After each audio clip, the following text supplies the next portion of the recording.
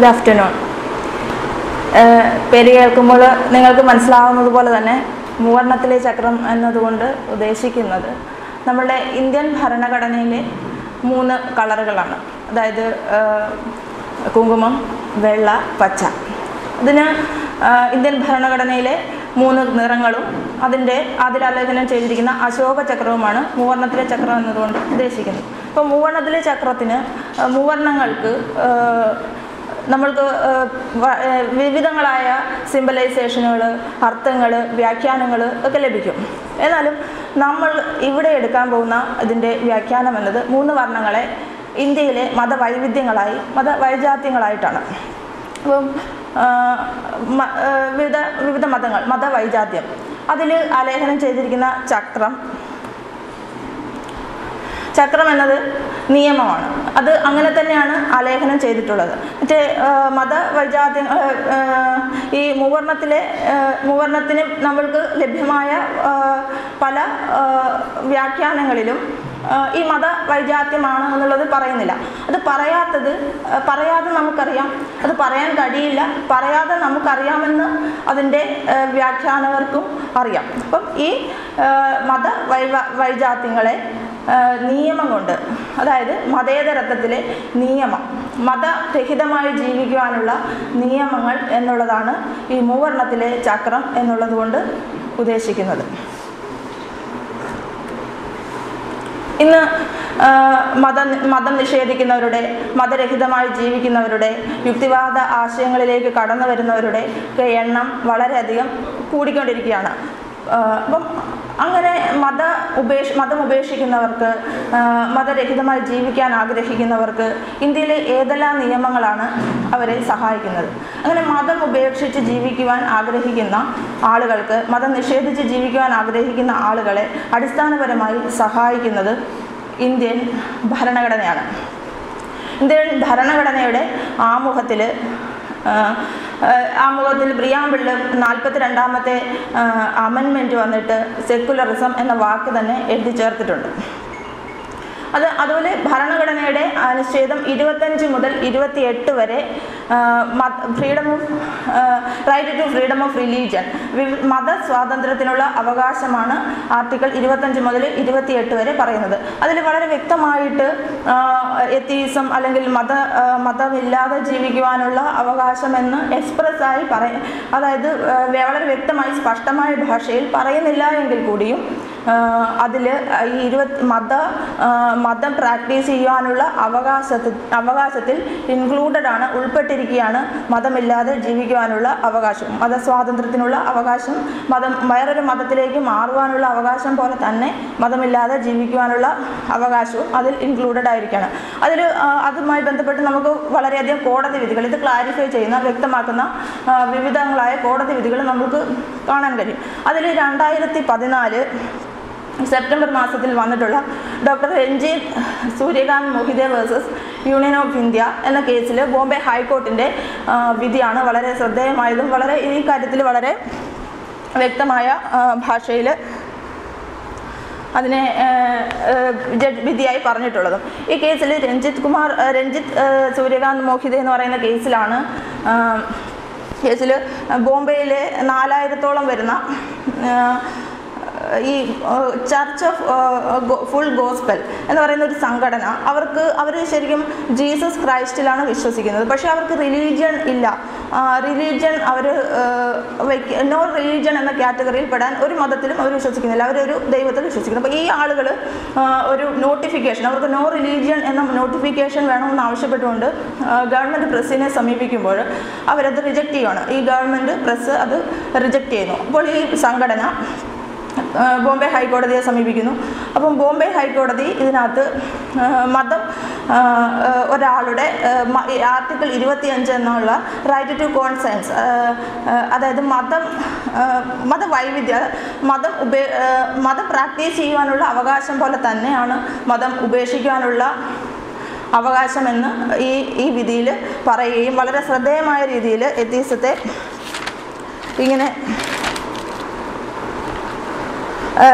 ഇങ്ങനെ അതിൻ്റെ ജഡ്ജ്മെൻറ്റിൽ ഈ വാക്കുകളിൽ തന്നെ പറയുണ്ടായി. Right to conscience allows a person to proclaim that he does not want to practice, profess, propagate any religion and he is an atheist.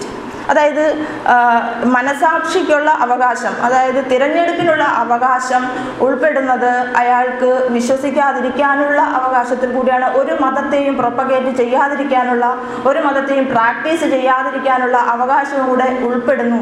അതായത് I am an atheist, he is an atheist എന്ന് പറയുവാനുള്ള അവകാശം കൂടി അതിൽ ഉൾപ്പെടുത്തിയിരിക്കുന്നു എന്ന് ഈ Ranjith Suryakant Mohite versus Union of India എന്ന കേസിൽ ബോംബെ ഹൈക്കോടതി പറയുണ്ടായി. അതായത് ആർട്ടിക്കിൾ 25 അനുച്ഛേദം, ഭരണഘടനയുടെ അനുച്ഛേദം 25 പെടുത്തിയിട്ടാണ് അക്കാര്യം കോടതി സ്ഥാപിച്ചത്.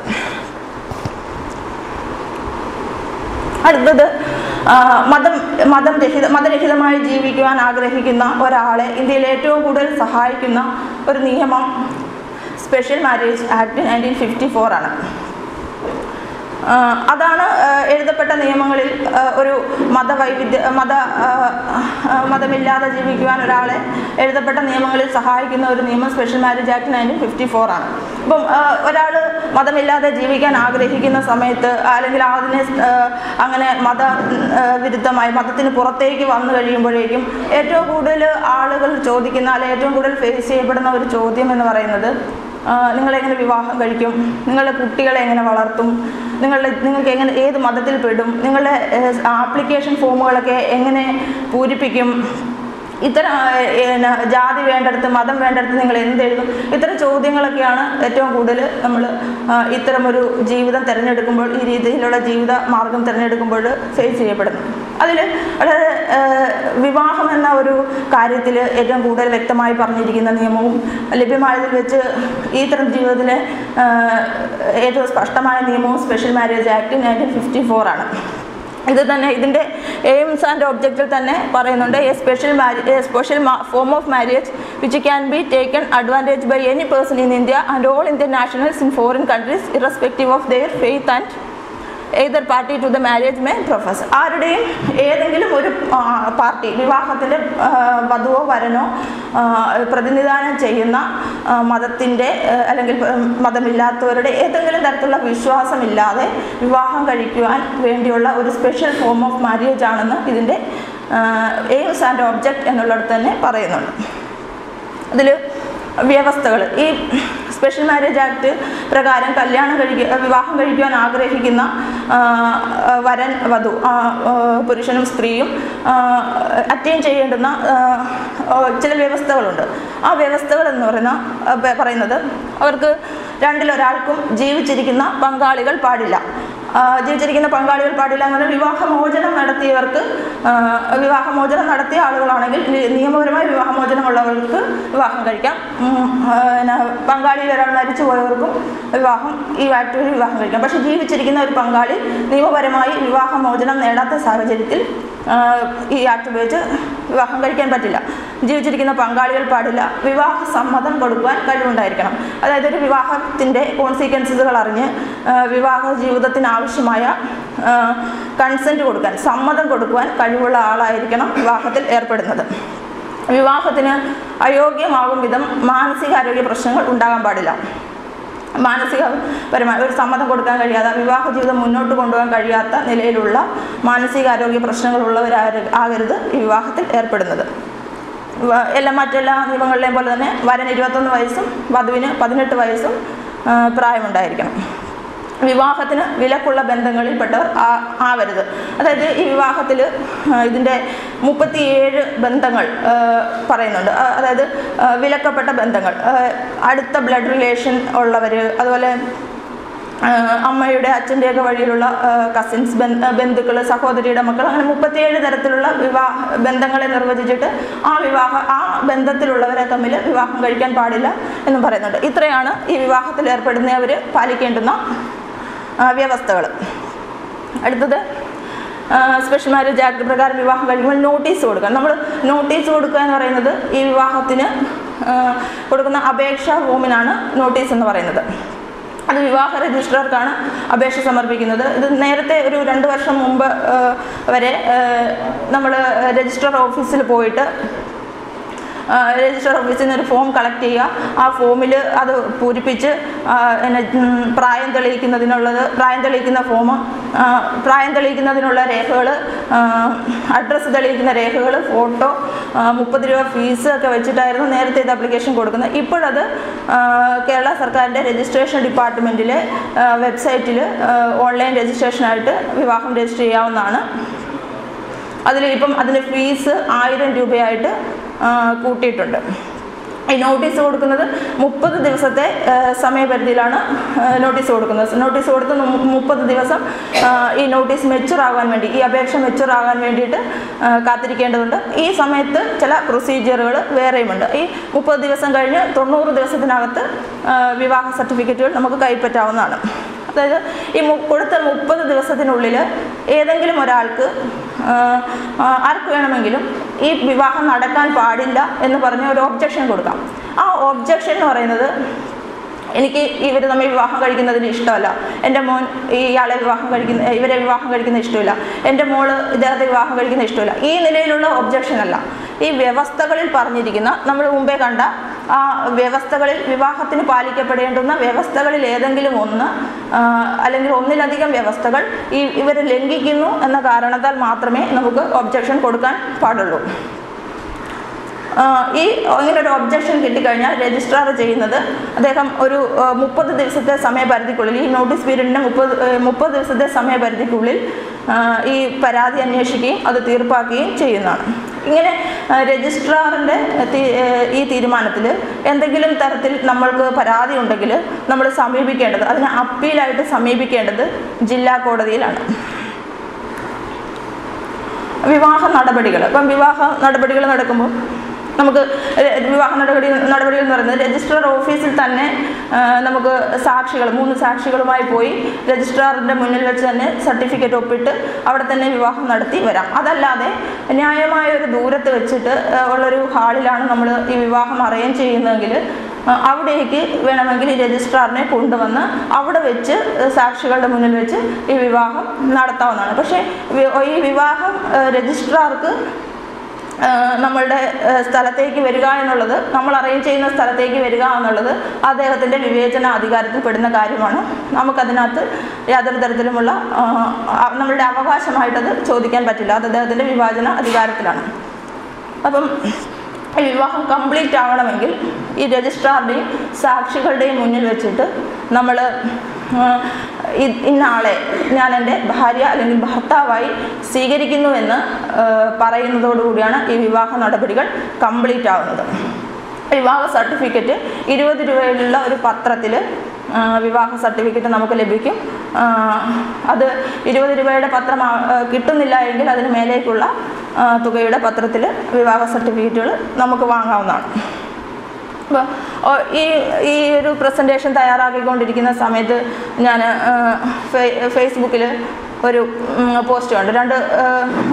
രണ്ടാളുകൾ സ്പെഷ്യൽ മാരേജ് ആക്ട് പ്രകാരം വിവാഹം കഴിക്കാൻ തീരുമാനിക്കുകയായിരുന്നു. അപ്പോൾ അവരിട്ട കുറിപ്പാണ്. എന്നിട്ട് അവർ ഈ ഒബ്ജക്ഷൻ കൊടുക്കുന്നത് ഈ നോട്ടീസ് 30 ദിവസത്തെ കാലയളവിൽ ഈ രജിസ്ട്രാർ ഓഫീസിൻ്റെ നോട്ടീസ് ബോർഡിൽ ഇവരുടെ വിവാഹ അപേക്ഷ അത് പതിച്ചു വയ്ക്കും. ആ 30 ദിവസത്തെ അപേക്ഷ പതിച്ചു വയ്ക്കൽ ഒരു പരസ്യ വിചാരണയാണ്, അതൊരു ജനാധിപത്യ വിരുദ്ധമായ കാര്യമാണ് എന്നുള്ള നിലയിൽ ഒരു പോസ്റ്റ് കാണേണ്ടത്. അപ്പോൾ അന്നേരം ഞാൻ ഇതിൻ്റെ തയ്യാറെടുപ്പിലുമായിരുന്നു. അപ്പം അതുമായിട്ട് ബന്ധപ്പെട്ട് എനിക്ക് തോന്നിയൊരു കാര്യം എന്ന് പറഞ്ഞാൽ, ഈ 30 ദിവസം ഈ നോട്ടീസ് ഇതിൽ രജിസ്ട്രാർ ഓഫീസിൽ പതിക്കുന്നത് ഒരു പരസ്യ വിചാരണയോ ഒരു ജനാധിപത്യ വിരുദ്ധമായോ ഒരു കാര്യമായിട്ടല്ല, മറിച്ച് നമ്മളുടെ രാജ്യത്തെ ഏതാണ്ട് 120 കോടിയോളം വരുന്ന ജനങ്ങളെ മൊത്തത്തിൽ ഏത് മതം ആചരിക്കുന്നവരെയും വിശ്വസിക്കുന്നവരും വിശ്വസിക്കാവുന്നവരും അടക്കം പ്രണയിക്കുന്നവരടക്കം ആർക്ക് വേണമെങ്കിലും ആശ്രയിക്കാവുന്ന ഒരു നിയമമാണ്. ഇപ്പോൾ 2 ഹിന്ദുക്കൾ, 2 മുസ്ലിമുകൾ, 2 ക്രിസ്ത്യാനികൾ ആർക്ക് വേണമെങ്കിലും ഈ നിയമം ഉപയോഗിച്ച് വിവാഹം കഴിക്കാമെന്നിരിക്കെ, മതരഹിതമായി ജീവിക്കുന്നവർക്ക് മാത്രമുള്ള നിയമമല്ലെന്നിരിക്കെ ഇതിനകത്ത് ഒരാൾ മറ്റൊരാളെ ചതിക്കാനുള്ള സാഹചര്യം ഉണ്ട്. അപ്പോൾ അത്തരം സാഹചര്യങ്ങളിൽ ഏതെങ്കിലും ഫ്രോഡായിട്ടുള്ള കാര്യങ്ങൾ വരാം, വഞ്ചന വരാം, മറ്റൊരാളുടെ അവകാശത്തെ ഹംസിക്കുന്ന രീതിയിലുള്ള കാര്യങ്ങൾ വരാം. അപ്പോൾ അതുകൊണ്ട് 30 ദിവസത്തെ ഒരു പബ്ലിക് ഇൻട്രസ്റ്റ്, ഒരു പൊതു താല്പര്യത്തിൻ്റെ പേരിൽ മറ്റൊരാളും വഞ്ചിക്കപ്പെടാതിരിക്കുക, അതിനകത്തെ പാർട്ടി രണ്ടിലൊരാൾ വഞ്ചിക്കപ്പെടാതിരിക്കുവാൻ സാധ്യമാകുന്ന ഒരു രീതിയിലാണ് ഈ 30 ദിവസത്തെ രജിസ്ട്രാറിൻ്റെ ഓഫീസിൽ ഈ നോട്ടീസ് പ്രദർശിപ്പിക്കുക. അതാണ് അതിൻ്റെ ഒരു ഉദ്ദേശമെന്ന് ഇതിൻ്റെ കൂടെ ഒന്ന് പറയണമെന്ന് തോന്നി. അതുകൊണ്ടാണ് ഈ പോസ്റ്റ് അവിടെ നിന്ന് എടുക്കുകയുണ്ടായത്. അങ്ങനെ വിവാഹവുമായി ബന്ധപ്പെട്ട നിയമം ഇത്രയാണ്. ഇനി അടുത്തത് 2 പേര് വിവാഹം കഴിച്ചു, സ്പെഷ്യൽ മാരേജ് ആക്ട് പ്രകാരം വിവാഹം കഴിച്ചു. അവർ പബ്ലിക് സർവീസിൽ ജോലി ചെയ്യുന്ന ആളുകളാണ്, സർക്കാർ സർവീസിലുള്ള ആളുകളാണ്. അവർ ഇൻ്റർകാസ്റ്റ് മാരേജാണ്, മിശ്ര വിവാഹിതരാണ്. അങ്ങനെയുള്ള ആളുകൾക്ക് സർക്കാർ ചില പ്രിവിലേജുകൾ, ചില പ്രത്യേക പരിഗണനകൾ നൽകുന്നുണ്ട്. അത് ഗവൺമെൻറ് ഉത്തരവുകളായിട്ട് ഇറക്കിയിട്ടുണ്ട്. അതിൽ ഏറ്റവും പ്രധാനപ്പെട്ടത് ഒരേ സ്ഥലത്ത് കൊടുക്കുന്ന പോസ്റ്റിംഗ് ആണ്. അപ്പം ഒരു ഭാര്യയും ഭർത്താവും ഒരേ ഓഫീസിൽ ഒരേ സ്ഥലത്ത് ജോലി ചെയ്യാൻ വേണ്ടിയിട്ട് സെയിം സ്റ്റേഷൻ പോസ്റ്റിംഗ്. അതുപോലെ തന്നെ പ്രൊമോഷൻ്റെ കാര്യം വരുമ്പോഴും അവർക്ക് ഒരേ ഓഫീസിൽ തന്നെ അവരെ നിലനിർത്താൻ അനാവശ്യമായ പ്രൊമോഷൻ ട്രാൻസ്ഫറിൻ്റെയൊക്കെ പേരിൽ അവരെ ശല്യം ചെയ്യാതിരിക്കുവാൻ ഉള്ള തരത്തിലുള്ള ഗവൺമെൻറ് ഉത്തരവുകൾ 1961 മുതൽ തന്നെ സർക്കാർ ഇതുപോലുള്ള മിശ്ര വിവാഹങ്ങളെ പ്രോത്സാഹിപ്പിച്ചുകൊണ്ട്, മിശ്ര വിവാഹിതരെ പരിഗണിച്ചുകൊണ്ട് പുറത്തിറക്കിയിട്ടുണ്ട്. അതുപോലെ സർക്കാർ ഉത്തരവുകളാണ് കാണുന്നത്. അടുത്തത് വിവാഹം, സർവീസ്. ഇതിന് ശേഷം കടന്നു വരുന്ന മറ്റൊരു പ്രശ്നമാണ് കുട്ടികൾ ഉണ്ടായിക്കഴിഞ്ഞാൽ കുട്ടികളുടെ ബർത്ത് സർട്ടിഫിക്കറ്റിൽ ജാതി ചേർക്കണമുണ്ടോ, കുട്ടികളെ സ്കൂളിൽ ചേർക്കുമ്പോൾ ജാതി ചേർക്കേണ്ടതുണ്ടോ, ഇത്തരം കാര്യങ്ങൾ. അപ്പം കുട്ടികളുടെ ബർത്ത് സർട്ടിഫിക്കറ്റിലും ജാതി ചേർക്കേണ്ടതില്ല, കുട്ടികളെ സ്കൂളിൽ ചേർക്കുമ്പോഴും ജാതി ചേർക്കേണ്ടതില്ല. ബർത്ത് സർട്ടിഫിക്കറ്റിൽ ജാതി എന്നൊരു കോളമില്ല. നമ്മളത് ഫോം പൂരിപ്പിച്ച് കൊടുക്കുന്ന സമയത്താണ് ജാതി എന്ന് പറയുന്ന ഒരു കോളം വരിക, മതം എന്ന് പറയുന്ന കോളം വരിക. അത് നമ്മൾ പൂരിപ്പിക്കാതെ ബ്ലാങ്കായിട്ട് ഇടുക എന്നുള്ളതാണ് ചെയ്യേണ്ടത്. അങ്ങനെ താല്പര്യപ്പെടുന്നെങ്കിൽ അങ്ങനെയാണ് ചെയ്യേണ്ടത്. അടുത്തത്, ഇപ്പം ഞാനൊക്കെ കുട്ടിയായിരുന്ന സമയത്ത് സ്കൂളിൽ ചേർക്കാൻ പോകുന്ന സമയത്ത് എൻ്റെ അച്ഛനോട് ഇങ്ങനെ സ്കൂളിലെ ഹെഡ് മാസ്റ്റർ ഇങ്ങനെ എപ്പോഴും പലപ്പോഴും 5, 10 8 ചേർക്കാൻ പോകുമ്പോഴത്തേന് വളരെ ഷൗട്ട് ചെയ്യുന്നുണ്ട്, ഇത് നിങ്ങളുടെ കാര്യമൊന്നുമില്ല, അച്ഛൻ എന്നെ ജാതിയില്ലാതെ മതമില്ലാതെ ചേർക്കണമെന്ന് ആവശ്യപ്പെടുമ്പോൾ ഇത് നിങ്ങളുടെ കാര്യമൊന്നുമില്ല, നിങ്ങളുടെ കുട്ടിയുടെ കാര്യമാണ്, കുട്ടി വളർന്നു വരുമ്പോൾ എന്ത് ചെയ്യും, ഇത് കുട്ടിയുടെ ഭാവിയുടെ പ്രശ്നമാണ്, നിങ്ങൾക്ക് അങ്ങനെ ചെയ്യാൻ പറ്റില്ല. ഈ നിലയിലൊക്കെ ഷൗട്ട് ചെയ്യുമ്പോൾ ഞാനിങ്ങനെ പേടിച്ച് നിൽക്കും, എനിക്ക് പഠിക്കാൻ പറ്റില്ല, സ്കൂളിൽ പോകാൻ പറ്റില്ല, ഇവരെന്നെ ചേർക്കില്ല എന്നല്ലേ. പക്ഷേ അങ്ങനെ ഒരു ആശങ്കയ്ക്ക് ഒരർത്ഥവുമില്ല.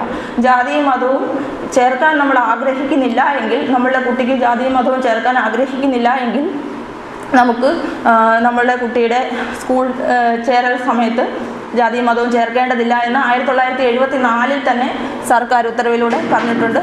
ആ ഗവൺമെൻറ് ഓഫ് കേരളയുടെ ഗവൺമെൻറ് ഓർഡറാണ്, 1974 ഓർഡറാണിത്. അതുപോലെ തമിഴ്നാട് സർക്കാരിൻ്റെ ഇങ്ങനെ ഇതിൻ്റെ ഡേറ്റ കളക്ഷൻ്റെ സമയത്ത് ഇങ്ങനെ നോക്കിയപ്പോഴാണ് തമിഴ്നാട് സർക്കാരിൻ്റെ സമാനമായ ഒരു ഉത്തരവ് നെറ്റിൽ കാണുകയുണ്ടായത്. അതിതാണ്, നോ റിലീജിയൻ നോ കാസ്റ്റ് എന്ന് തന്നെ സ്കൂൾ ലീവിങ് സർട്ടിഫിക്കറ്റിൽ നമുക്ക് ചേർക്കാൻ കഴിയും. ജാതിയും മതവും ചേർക്കാൻ ആഗ്രഹിക്കാത്ത കുട്ടികളുടെ മാതാപിതാക്കളുടെ കുട്ടികൾക്ക് ഇങ്ങനെ തന്നെ ചേർക്കാൻ കഴിയുമെന്ന് 2000 തമിഴ്നാട് സർക്കാരിൻ്റെ ഒരു ഗവൺമെൻറ് ഓർഡറാണ് ഈ കാണുന്നത്. അങ്ങനെ നമ്മൾ കുട്ടികളെ ജാതി മതവും ഇല്ലാതെ ചേർത്താൽ നമുക്ക് സംവരണം ലഭിക്കേണ്ടതുണ്ടെങ്കിൽ, സംവരണം ലഭിക്കാൻ നമ്മൾ ആഗ്രഹിക്കുന്നുണ്ടെങ്കിൽ കിട്ടുകയില്ല, ആ സംവരണത്തിന് നമ്മൾ അർഹരായിരിക്കില്ല എന്നതുകൂടെ ഓർക്കണം. അപ്പം ഇൻ്റർകാസ്റ്റ് മാരേജിൽ ഏർപ്പെടുന്ന ദമ്പതികളുടെ മക്കൾക്ക് പ്രത്യേക ദമ്പതികൾക്കുള്ള പരിഗണന പോലെ തന്നെ ദമ്പതികളുടെ മക്കൾക്കും സർക്കാർ 1961 മുതൽ തന്നെ പരിഗണനകൾ കൊടുക്കുന്നുണ്ടായിരുന്നു. അതിൽ ഈ ഇന്റർകാസ്റ്റ് മാരേജിലെ ദമ്പതികളിൽ ഒരാൾ ഷെഡ്യൂൾഡ് കാസ്റ്റിലോ ഷെഡ്യൂൾഡ് ട്രൈബിലോ പെടുന്നെങ്കിൽ ആ കുട്ടിയുടെ ജാതി ഷെഡ്യൂൾഡ് ട്രൈബോ ഷെഡ്യൂൾഡ് കാസ്റ്റോ ആയി പരിഗണിക്കും എന്നുള്ളതായിരുന്നു ഗവൺമെൻറ്റിൻ്റെ ഒരു സ്റ്റാൻഡ്. അങ്ങനെ പരിഗണിച്ചുകൊണ്ട് അവർക്ക് ആനുകൂല്യങ്ങൾ, അവർക്ക് പോസ്റ്റിങ്, സാമ്പത്തിക സംവരണം, എഡ്യൂക്കേഷണൽ ബെനിഫിറ്റ്സ് ഇതെല്ലാം കിട്ടിക്കൊണ്ടിരുന്നു. പക്ഷേ 2003 പുനിത്തറായി വേഴ്സസ് ദിനേശ് ചൗധരി എന്ന് പറയുന്ന കേസിൽ സുപ്രീം കോടതി ഒരു കുട്ടിയുടെ ജാതി എന്ന് പറയുന്നത് ആ കുട്ടിയുടെ അച്ഛൻ്റെ ജാതിയാണ് എന്ന് നിർണയിച്ചതോടുകൂടി, അങ്ങനെ വിധിച്ചതോടുകൂടി ഗവൺമെൻറ്റിന് അതുവരെ ഇൻ്റർകാസ്റ്റ് മാരേജിൽ ഏർപ്പെട്ടിരുന്ന ദമ്പതികളുടെ മക്കളെ ഷെഡ്യൂൾഡ്, അതായത് രണ്ടിലൊരാൾ ഷെഡ്യൂൾഡ് കാസ്റ്റിലാണെങ്കിൽ ഷെഡ്യൂൾഡ് കാസ്റ്റായി അല്ലെങ്കിൽ ഷെഡ്യൂൾഡ് ട്രൈബായി പരിഗണിച്ചിരുന്ന ആ ഉത്തരവുകളെല്ലാം ക്യാൻസൽ ചെയ്തുകൊണ്ട് അവർക്ക് സാമ്പത്തികമായ ആനുകൂല്യങ്ങൾ, അതായത് മിശ്രവിവാഹിതരുടെ മക്കൾക്ക് സാമ്പത്തികമായ ആനുകൂല്യങ്ങൾ കൊടുക്കുന്നതിലേക്ക്, പിന്നോക്ക വിഭാഗക്കാരാണെങ്കിൽ അവരുടെ മക്കൾക്ക് സാമ്പത്തിക ആനുകൂല്യങ്ങൾ കൊടുക്കുന്നതിലേക്ക് മാത്രം ചുരുക്കേണ്ടി വന്നു. 2005 ഒരു സ്പെഷ്യൽ ഓർഡറോടുകൂടി, ഒരു ഈ കാണുന്ന ഓർഡറോടുകൂടി സർക്കാരിന് അങ്ങനെ ചുരുക്കേണ്ടി വന്നു 2005. അത് സുപ്രീം കോടതിയുടെ ഈ പാട്രിയാർക്കി വിധി, അതായത് അച്ഛൻ്റെ ജാതി ആയിരിക്കും കുട്ടിയുടെ ജാതി എന്നുള്ള വിധിയോടുകൂടിയാണ് സംഭവിച്ചത്. പിന്നെ നമുക്ക് വിവാഹത്തെ സംബന്ധിച്ച് ഉള്ള നിയമം എനാക്ട് ചെയ്തു. സർക്കാർ മിശ്രവിവാഹിതരെ പ്രോത്സാഹിപ്പിക്കുന്നതിന്, മിശ്രവിവാഹത്തെ പ്രോത്സാഹിപ്പിക്കുന്നതിന് പല കാലങ്ങളിൽ പല ഉത്തരവുകൾ ഇറക്കി. പക്ഷേ ഇവിടെ ഒന്നും നിയമം പല ഗ്യാപ്പുകളും ഫില്ലപ്പ് ചെയ്യുന്നില്ല. സർക്കാർ ഉത്തരവുകളാണെങ്കിലും കോടതി വിധികളാണെങ്കിലും നിയമങ്ങളാണെങ്കിലും മതരഹിതമായി ജീവിക്കുവാൻ വേണ്ടുന്ന ചില ഗ്യാപ്പുകൾ ഫില്ലപ്പ് ചെയ്യുന്നില്ല. അതിൽ പ്രധാനപ്പെട്ട ഒരു സ്ഥലമാണ് ഈ പിന്തുടർച്ചയുമായി ബന്ധപ്പെട്ട് വരുന്നത്. പിന്തുടർച്ച അവകാശം വരുമ്പോഴേക്കും ജാതിയും മതവും ഇല്ലാതെ ജീവിക്കാൻ ആഗ്രഹിക്കുന്ന ഒരാളുടെ പിന്തുടർച്ച എങ്ങനെയാകും എന്നുള്ളത് നിലവിലെ നിയമം അനുസരിച്ച് നമ്മളുടെ അച്ഛൻ്റെ അല്ലെങ്കിൽ അമ്മയുടെ മതം ഏതാണോ ആ മതം അനുശാസിക്കുന്ന പിന്തുടർച്ച ഏതാണോ അതനുസരിച്ച് മാത്രമേ മതം ഉപേക്ഷിക്കുന്ന ഒരാളുടെ പിന്തുടർച്ചയും നിലവിലെ സാഹചര്യം അനുസരിച്ച് പിന്തുടർച്ച അവകാശവും അങ്ങനെയാണ് നിർണ്ണയിക്കുന്നത്. ഇപ്പം 2 ഹിന്ദുക്കളാണ്, അച്ഛനും അമ്മയും ഹിന്ദുവാണ്, അവരിൽ നിന്ന് ആ കുടുംബത്തിൽ നിന്ന് മതപേക്ഷിച്ച് വന്നിരിക്കുകയാണ്. അങ്ങനെയാണെങ്കിൽ അയാൾക്ക് സക്സഷൻ, പിന്തുടർച്ച വേണമെങ്കിൽ ആ ഹിന്ദു സക്സഷൻ ആക്ട് അനുസരിച്ച് ആയിരിക്കും അവരുടെ സക്സഷൻ വരിക. അതുപോലെ മുസ്ലിം ആണെങ്കിൽ മുസ്ലിം പേഴ്സണൽ ലോ അനുസരിച്ചായിരിക്കും വരിക. അതുപോലെ ക്രിസ്ത്യൻസിൻ്റെ ആണെങ്കിൽ അച്ഛനും അമ്മയും ക്രിസ്ത്യനാണ്, അയാൾ മതരഹിതനായി വന്നു, പക്ഷേ അയാൾക്ക് സക്സഷൻ വേണം, പിന്തുടർച്ച വേണം, പിന്തുടർച്ച അവകാശം സ്ഥാപിക്കണം. അങ്ങനെയാണെങ്കിൽ ഇന്ത്യൻ സക്സഷൻ ആക്ട് അനുസരിച്ചായിരിക്കും അയാളുടെ പിന്തുടർച്ച നിർണ്ണയിക്കുന്നത്. അപ്പോൾ ഇവിടെയൊക്കെയാണ് നമുക്ക് ഏകീകൃത സിവിൽ കോഡിൻ്റെ ആവശ്യം, അല്ലെങ്കിൽ ഏകീകൃത സിവിൽ കോഡിനെ നമ്മൾ മിസ് ചെയ്യുന്നത്.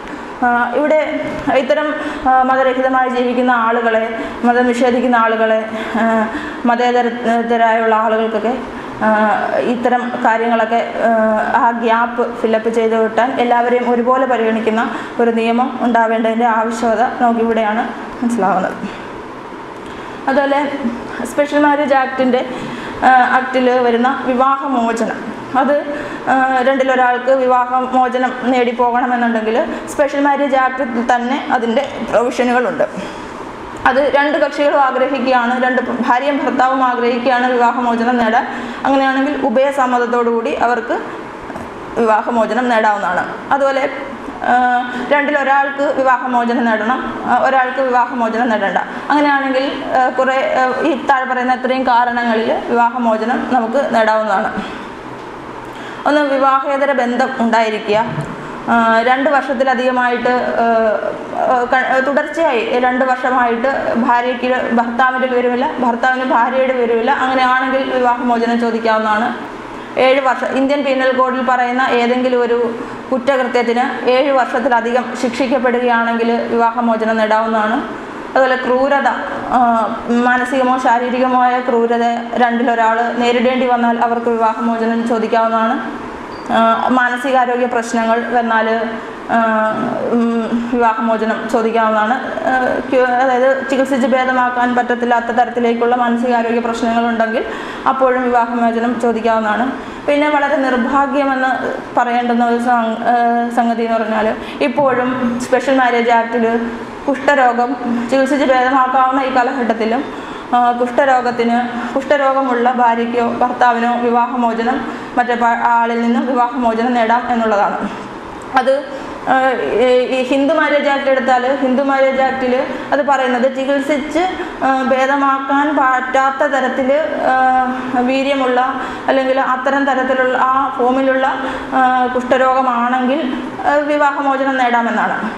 നിർഭാഗ്യവശാൽ സ്പെഷ്യൽ മാരേജ് ആക്ടിൽ ആ വേർഡങ്ങ് മിസ് ചെയ്തിട്ട് കുഷ്ഠരോഗം ഉണ്ടെങ്കിൽ വിവാഹമോചനം ചോദിക്കാം എന്നുള്ള നിലയിലാണ്. അതുപോലെ ലൈംഗിക ബന്ധത്തിലൂടെ പകരുന്ന രോഗങ്ങളുണ്ടെങ്കിൽ വിവാഹമോചനം ചോദിക്കാം. 7 വർഷമായിട്ട് ജീവിച്ചിരിക്കുന്നതായി അറിയുകയേ ഇല്ല എങ്കിലും രണ്ടിലൊരാൾക്ക് വിവാഹമോചനത്തിനുള്ള അവകാശമുണ്ടായിരിക്കുന്നതാണ്. സ്പെഷ്യൽ മാരേജ് ആക്ട് പ്രകാരം വിവാഹം കഴിക്കുന്നവർ. ഭാര്യയ്ക്ക് എല്ലാ നിയമത്തിലും ഉണ്ട്, ഭാര്യമാർക്ക് പ്രത്യേക ചില ഉപാധികളുണ്ട്. അത് ഭർത്താവ് ബലാത്സംഗത്തിന് ശിക്ഷിക്കപ്പെടുകയാണെങ്കിൽ, അതുപോലെ പ്രകൃതി വിരുദ്ധ ലൈംഗിക ബന്ധങ്ങളിൽ ഏർപ്പെട്ട് കുറ്റവാളിയാകുകയാണെങ്കിലൊക്കെ ഇവർക്ക് ഭാര്യമാർക്ക് സ്പെഷ്യൽ മാരേജ് ആക്ട് പ്രകാരം വിവാഹമോചനം ചോദിക്കാവുന്നതാണ്. ആ സ്പെഷ്യൽ മാരേജ് ആക്ട് അനുസരിച്ച് വിവാഹം കഴിച്ച ദമ്പതികൾക്ക്. അവസാനമായിട്ട് മരണാനന്തര ചടങ്ങുകൾ വരുമ്പോൾ ഈ സ്ലൈഡിൽ കാണുന്ന പോലെ തന്നെയാണ് മരണാനന്തര ചടങ്ങുകളിലെ നിയമങ്ങളുടെയും അവസ്ഥ.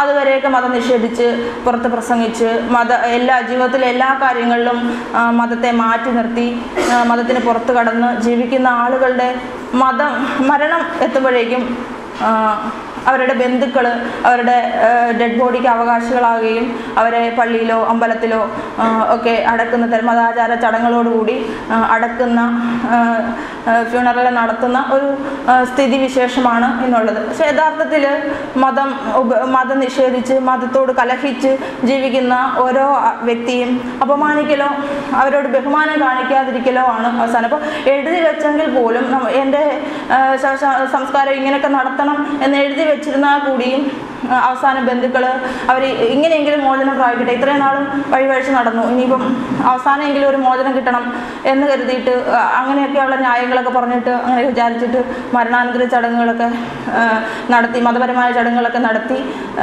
കാര്യങ്ങൾ ചെയ്യാറാണ് പതിവ്. യഥാർത്ഥത്തിൽ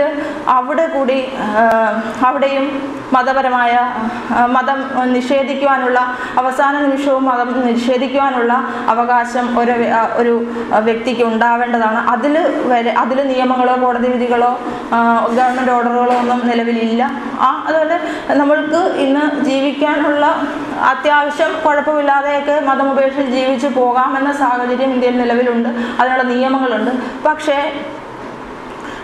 ഗ്യാപ്പ് ഒരുപാട് എന്താ പറയുക നിയമങ്ങളില്ലാത്ത സ്ഥലങ്ങളുണ്ട്, വികസിച്ച് വരേണ്ടുന്ന സ്ഥലങ്ങളുണ്ട്. അതിലൊരു മേഖലയാണ് മരണാനന്തര ചടങ്ങുകൾ എന്നുള്ള സ്ഥലവും. അതുകൊണ്ട് ഇത്രയുമാണ് ഒരു മതരഹിതമായി ജീവിക്കുവാൻ ഒരു വ്യക്തിക്ക് ഇന്ത്യയിൽ ഉള്ള നിയമങ്ങൾ ഇത്രയൊക്കെയാണ് ക്രോഡീകരിച്ചെടുക്കാൻ പറ്റുന്നത്. നിലവിൽ ഇതിലൊരുപാട് കുറവുകളുണ്ട്, നിയമത്തിൽ ഉണ്ടായി വരേണ്ട മേഖലകളുണ്ട്. അത് ഉണ്ടാകാൻ വേണ്ടി നമ്മൾക്ക് പ്രയത്നിക്കേണ്ടതുണ്ട്, പോരാടേണ്ടതുണ്ട്. ഇത്രയൊക്കെയാണ് ഇതുമായിട്ട് ബന്ധപ്പെട്ട് പറയാനുള്ളത്.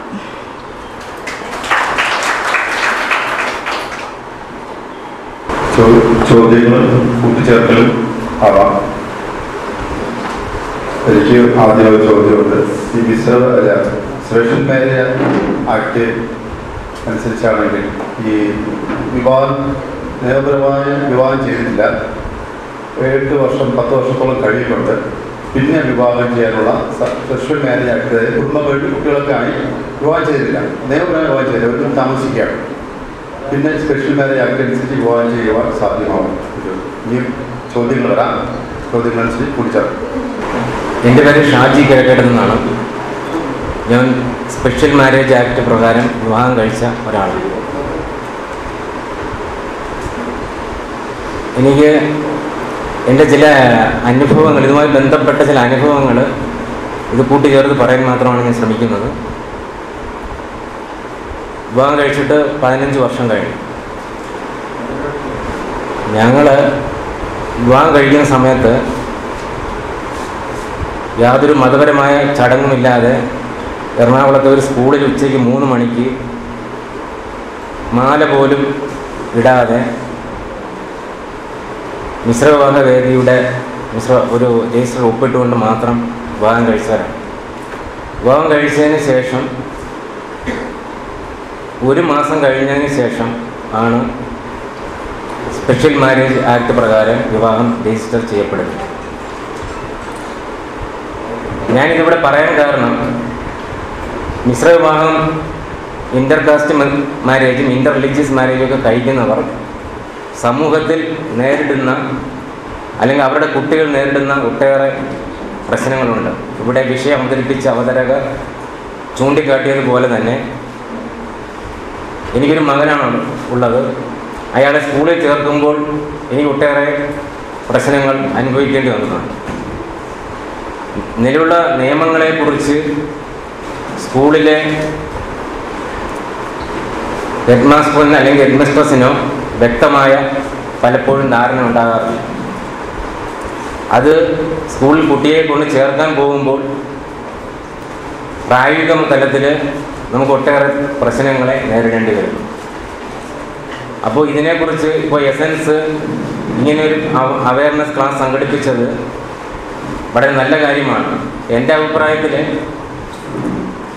ഈ ക്ലാസ് കേൾക്കേണ്ടതും ഇതിനെക്കുറിച്ച് നിയമത്തെക്കുറിച്ച് അറിയേണ്ടതും അധ്യാപകരാണ്. കാരണം മിശ്രവിവാഹിതരുടെ കുട്ടികളെ സ്കൂളിൽ ചേർക്കുന്നതിന് ചെല്ലുമ്പോൾ വളരെയധികം ബുദ്ധിമുട്ടുകളാണ്. നിയമപരമായി തന്നെ കാര്യങ്ങൾക്ക് അറിയാത്തത് കൊണ്ട് ഒട്ടേറെ പ്രശ്നങ്ങൾ നേരിടേണ്ടി വരുന്നു. അതുകൊണ്ട് എസൻസ് സംഘടിപ്പിച്ച ഈ പരിപാടിക്ക് എല്ലാവിധ ഭാവങ്ങളും നേരിടും. ഒന്നാമത്തെ ചോദ്യം, 7 വർഷമായി വിവാഹം കഴിച്ച് ജീവിക്കുന്നവർക്ക് 7-8 വർഷമായിട്ട്, അതായത് വിവാഹം കഴിഞ്ഞു, കുട്ടികളായി, ഇനി സ്പെഷ്യൽ മാരേജ് ആക്ട് പ്രകാരം വിവാഹം കഴിക്കാമെന്നുള്ളതാണ്. തീർച്ചയായിട്ടും വിവാഹം കഴിക്കാം. സ്പെഷ്യൽ മാരേജ് ആക്ടിൽ പ്രൊവിഷനുണ്ട്. Registration of marriage celebrated in other forms also. അതായത് വേറെ ആചാരങ്ങൾ വെച്ചിട്ട്, വേറെ മത ആചാരങ്ങൾ വെച്ച് വിവാഹം കഴിച്ചവർക്കും സ്പെഷ്യൽ മാരേജ് ആക്ട് പ്രകാരം വിവാഹം രജിസ്റ്റർ ചെയ്യാവുന്നതാണ്. സെക്ഷൻ 15 സ്പെഷ്യൽ മാരേജ് ആക്ടിൻ്റെ വകുപ്പ് 15 registration of marriage celebrated in other ഫോംസിൽ, അതായത് മറ്റു രീതിയിൽ സെലിബ്രേറ്റ് ചെയ്ത വിവാഹങ്ങളുടെ രജിസ്ട്രേഷൻ അതിൽ പെടുത്തി സ്പെഷ്യൽ മാരേജ് ആക്ട് ഉപയോഗിച്ച് സ്പെഷ്യൽ മാരേജ് ആക്ട് അനുസരിച്ച് ഇപ്പോൾ വിവാഹം കഴിച്ച് ജീവിക്കുന്ന ആളുകൾക്കും മാരേജ് രജിസ്റ്റർ ചെയ്യാവുന്നതാണ്.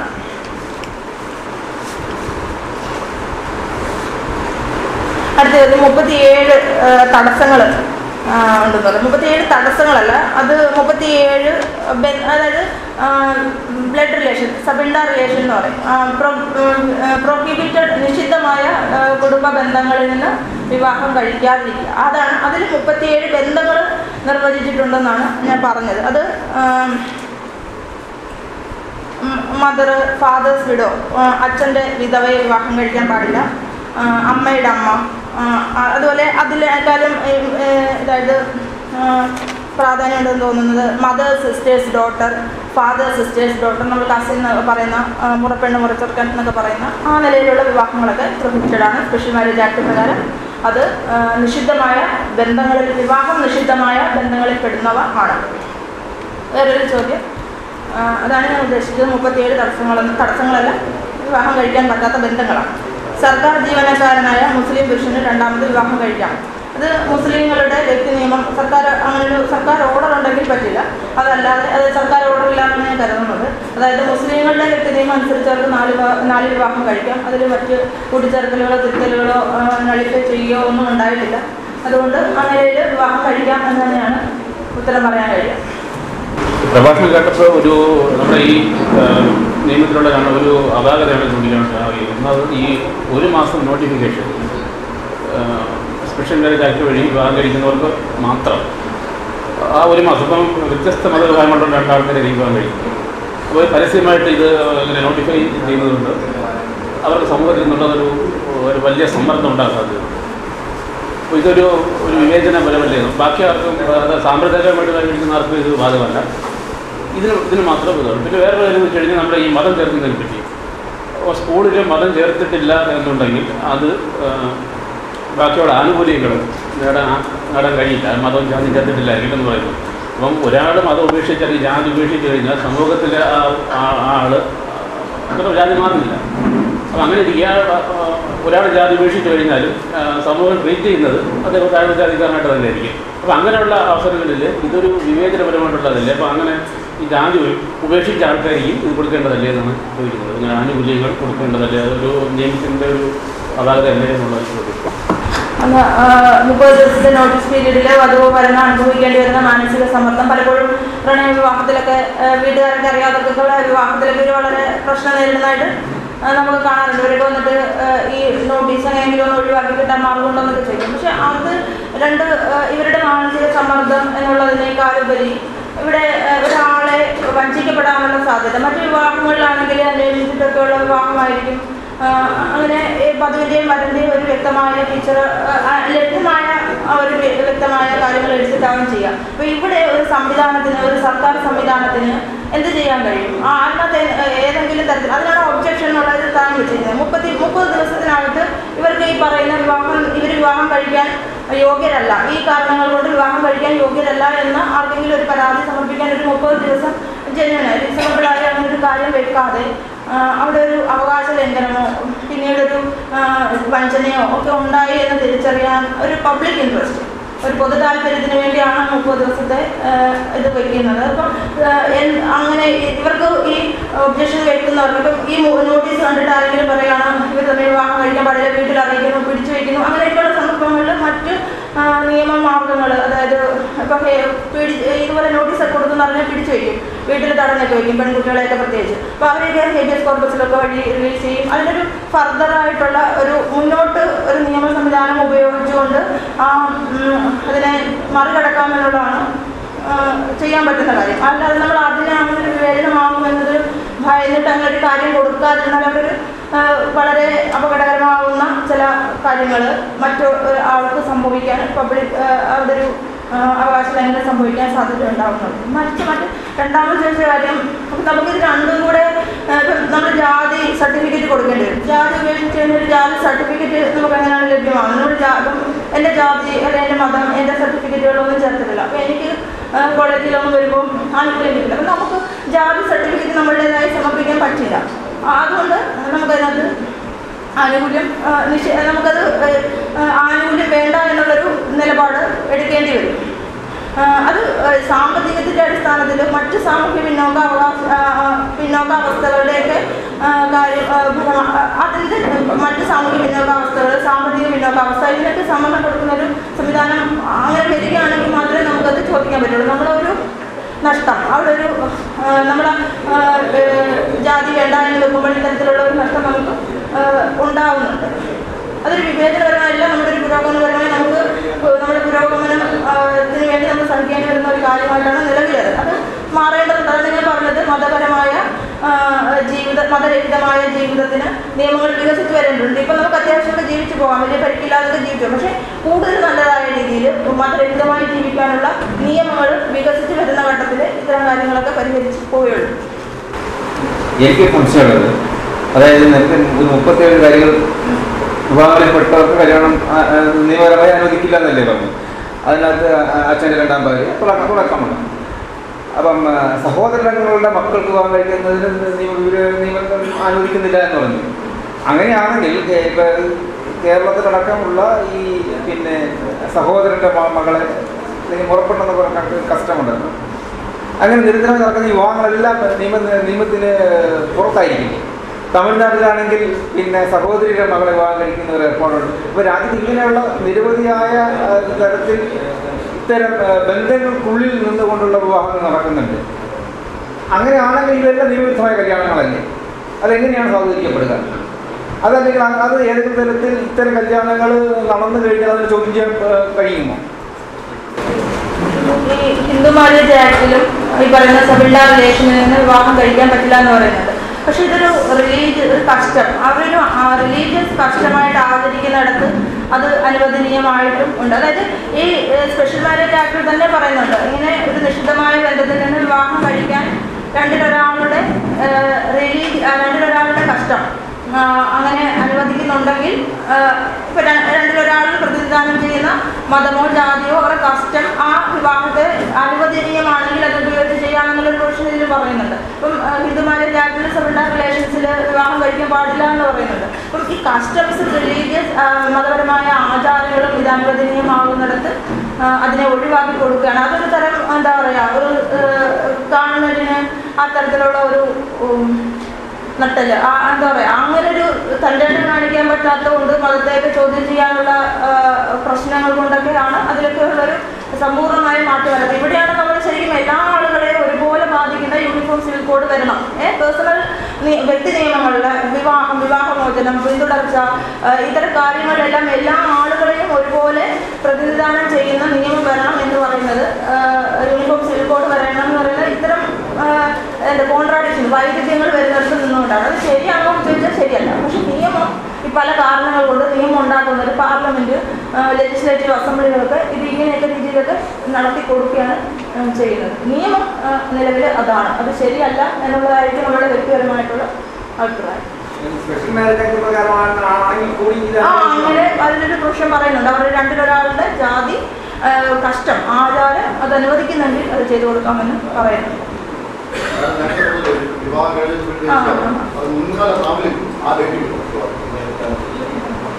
അല്ല, ആ രജിസ്റ്റർ ചെയ്യുന്ന സമയം മുതലുള്ള ഇതല്ലേ വരുള്ളൂ. പക്ഷെ ഞാൻ 12 കൊല്ലം പഴക്കമുള്ള രീതി വെച്ചിട്ട് സാധുതയോടുകൂടി കാരണം ഞാൻ എൻ്റെ ഭാര്യ ഒരുമിച്ച് ജീവിച്ചത് തുടങ്ങിയിട്ട് 12 കൊല്ലം കഴിഞ്ഞിട്ടാണ് രജിസ്റ്റർ ചെയ്യുന്നത്. അന്നേരം എൻ്റെ മക്കളൊക്കെ ഉണ്ട്. അപ്പോൾ അന്നേരം എൻ്റെ വിവാഹ സർട്ടിഫിക്കറ്റിൽ എന്നെ എൻ്റെ ഭാര്യയുടെയും എന്നെ എൻ്റെ ഭാര്യയുടെ പേര് മാത്രമല്ല എൻ്റെ മക്കളുടെ പേര് കൂടി ഉണ്ട്. രണ്ട് കുട്ടികളുടെ അച്ഛനും അമ്മയുമായ വെച്ചിട്ടുണ്ട്.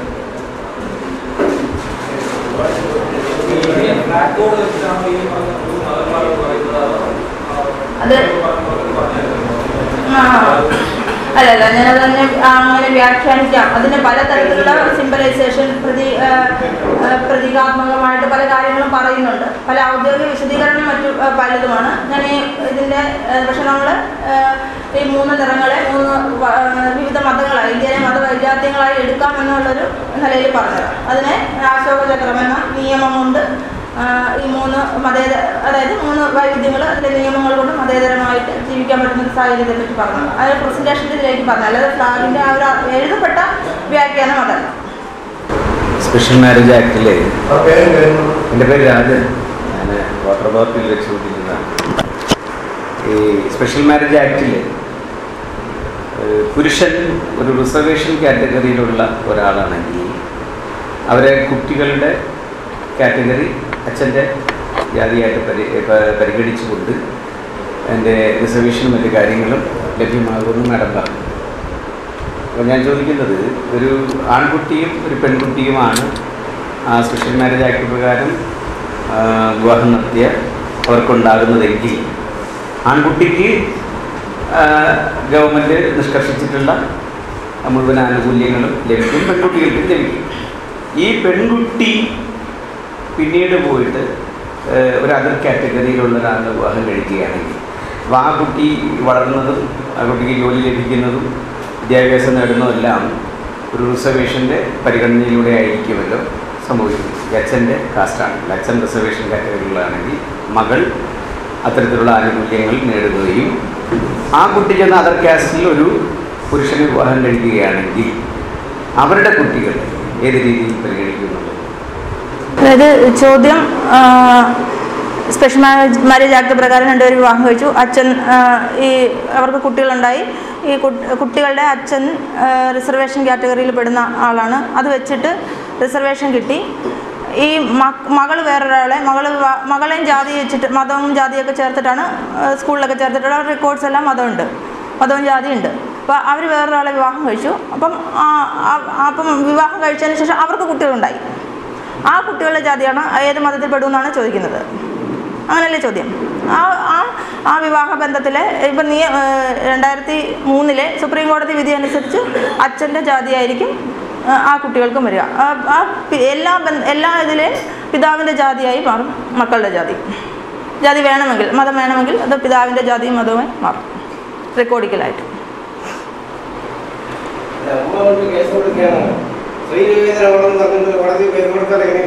അത് എന്താ പറയുക, അത് കോടതി അങ്ങനെ എല്ലാ കോടതി വിധികളും ശരിയായിരിക്കണമെന്നൊന്നുമില്ലല്ലോ. അത് ആ തരത്തിൽ തന്നെ ശരിയാണ്. അപ്പോൾ അതെങ്ങനെയാണ് അച്ഛൻ്റെ ജാതിയായി മാത്രം കുട്ടികളുടെ ജാതി ചുരുങ്ങിപ്പോൾ ജാതി വേണമെങ്കിൽ ചുരുങ്ങി പോകുന്നതെന്നുള്ളത് അത് കോടതി അങ്ങനെയാണ് വിധിച്ചത്. അതുകൊണ്ട് അങ്ങനെയാണെന്ന് മാത്രമേ പറയാൻ പറ്റുള്ളൂ. വ്യക്തിപരമായ അഭിപ്രായം വേറെയാവും.